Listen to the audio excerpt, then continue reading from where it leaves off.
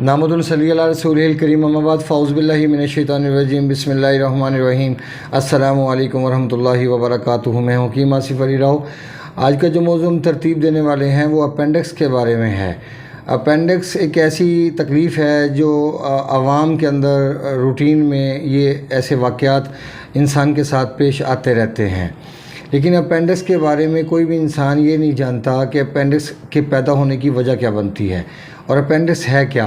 Appendix के बारे में सिर्फ इतना तसव्वुर किया जाता है कि ये एक फ़ालतू अल्लाह पाक ने एक आंत लगाई होती है बड़ी आंत के साथ, और वो आंत जब ब्लॉक हो जाती है तो फिर उसको निकालना ज़रूरी हो जाता है। आखिर आप समझें कि बड़ी आंत जो आंत के साथ जो अल्लाह पाक ने एक्स्ट्रा एक आंत लगाई हुई है, अगर हम उसको निकालते हैं, आखिर अल्लाह पाक ने उसके लगाने के भी कोई तरीक़ाकार तरतीब दिया था ना, आखिर उसकी कोई वजह थी, उसको कोई फ़ायदा था। अगर उसको निकाल देंगे, निकालने के बाद जब सुद्दे बनने शुरू होंगे डायरेक्ट, तो फिर नुकसानात का जो तखमीना वो एक आम इंसान नहीं लगा सकता। जैसे गॉल ब्लैंडर है, उसके अंदर अगर स्टोन बन जाती है, उसको निकाल दिया जाता है, तो उसको निकाल देने से क्या साबित होता है कि क्या इंसान ठीक हो जाएगा, क्योंकि अल्लाह पाक ने तो एक बड़ी अहम चीज़ लगाई हुई है, और अहम चीज़ को लगाने से, उसको निकालने से उसको आप कंफर्टेबल रह पाएंगे, कभी भी कंफर्टेबल नहीं रह पाएंगे। जैसे किसी इंसान को अपेंडिक्स का मसला बनता है, अपेंडिक्स की पैदा होने की वजह सबसे पहले तो जान लें कि इसकी वजह क्या बनती है। इसकी जो वजह बनती है वो तेज़ाबियत बनती है, क्योंकि एसिडिटी एक ऐसी चीज़ है, खुश्की सर्दी एक ऐसा सिस्टम है, एक ऐसा पहलू है हमारी कंडीशन का या हमारी ज़िंदगी का या हमारे खून का, कि अगर ये एक्टिव हो जाए तो इंसान को बड़े सारे मसाइल का सामना करना पड़ता है। क्योंकि ऐसी हालत में कॉन्स्टिपेशन रहना शुरू हो जाती है, और कॉन्स्टिपेशन रहते रहते फिर एक वक्त ऐसा आता है कि जो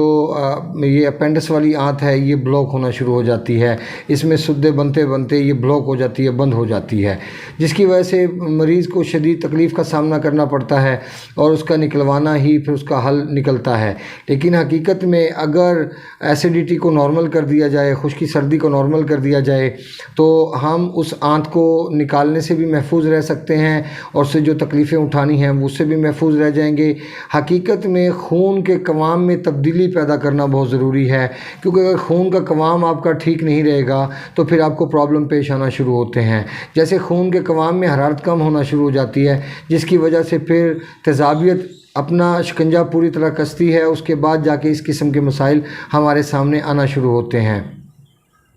अगर हम अपेंडिक्स से बचना चाहते हैं, या किसी भाई को अपेंडिक्स का मसला है वो ठीक करना चाहता है उसको, तो उसको चाहिए कि सबसे पहले जिन चीज़ों में तेज़ाबियत मौजूद है या बॉडी के अंदर एसिडिटी बढ़ती है वो चीज़ें बंद कर दी जाएं। जैसे अभी आप एक तसव्वुर करें कि जब किसी इंसान में तेज़ाबियत मौजूद है, तो उसमें जब आप रोटी का एक लुकमा उतारते हैं, तो रोटी का लुकमा एक उतारना भी उसको फुलाने का सबब बन जाता है, जैसे हम नान तैयार करते हैं। क्योंकि रोटी की कैफियत एक ऐसी चीज़ है कि जब भी किसी एक ऐसे इंसान इसको उतारा जाएगा जिसमें एसिडिटी तेज़ाबियत पहले से मौजूद होगी, तो ये मैदे में उतरने के बाद बजाते खुद तेज़ाबियत में कन्वर्ट हो जाएगी, क्योंकि इसके अंदर फूलने की कैफियत ज़्यादा मौजूद है। इसमें थोड़ा सा भी खमीर लगेगा और थोड़ा सा भी खमीर का इजाफा होगा तो ये फ़ौरन फूलना शुरू हो जाएगी, जिसकी वजह से फिर हमारी आंतों के अंदर ब्लॉकेज ज़्यादा बढ़ना शुरू हो जाती है। अब एक तो एक चीज़ याद रखें कि जो सुद्दे बनते हैं ये सिर्फ एक ही किसी जगह पे मखसूस जगह पे नहीं बनते, ये शरियानों के अंदर बनते हैं,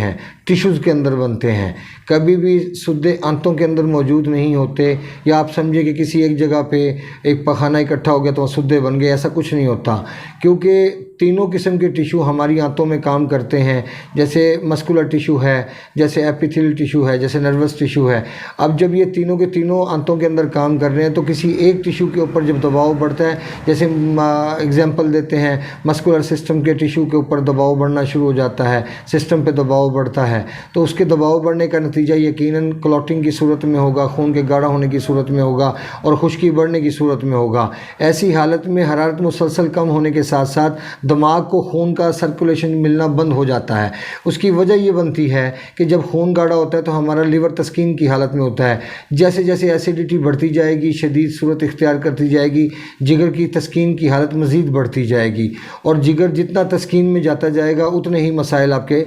खड़े ہوتے جائیں گے، کیونکہ حرارت کم ہونے کی وجہ سے جگر کی تسکین ایک ایسے مرحلے میں داخل ہوتی ہے جہاں پہ خون کی صفائی پراپر نہیں ہو پاتی، اور پھر یہاں سے انسان کے اعصاب ڈسٹرب ہونا شروع ہو جاتے ہیں۔ اور اگر نہ اس کا صحیح رستہ اختیار کیا جائے تو آنے والے وقت میں ہارٹ اٹیک جیسے مسائل، کیونکہ اپینڈکس تو ایک علامت کی صورت میں انسان کے سامنے ہے، اگر اپینڈکس کو نکال بھی دیا جائے اس کی وجہ تو تیزابیت بنی، اس کی وجہ تو ایسیڈیٹی بنی۔ اب ایسیڈیٹی کو اگر آپ نے کنٹرول نہیں کیا تو کانسٹیپیشن کے مسائل تو وہیں کے وہیں موجود رہیں گے، گیسٹرک کے مسائل وہیں کے وہیں موجود رہیں گے، تو جس کے نتائج آپ کو کسی بھی خطرناک صورت میں بھگتنا پڑ سکتے ہیں، جیسے مثال کے طور پہ ایچ پیلوری، جیسے مثال کے طور پہ گلوبلینڈر کی اسٹون، جیسے مثال کے طور پہ کینسر، جیسے مثال کے طور پہ کڈنی کا فیلئر، مطلب بہت ساری چیزیں ہیں کہ جو خطرناک، اس میں ہیپاٹائٹس بی، سی، یہ ساری چیزیں اسی کے اندر شامل ہو جاتی ہیں۔ اور لازم نہیں ہے کہ اگر